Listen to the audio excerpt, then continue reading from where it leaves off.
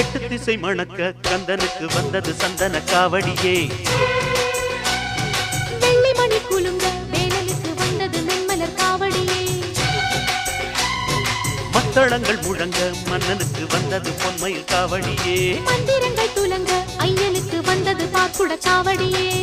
காவடிய தூக்கிக்கிட்டு சேவடிய தேடி வந்தோம். நெஞ்சுருகாரோகரா பாட்டெடுத்து பாடி வந்தோம். கார்த்திகை குமரன் தமிழ் வாழ்த்திடும் அழகன் தை மாசத்திலே பூசத்திலே எத்தனை காவடியோ.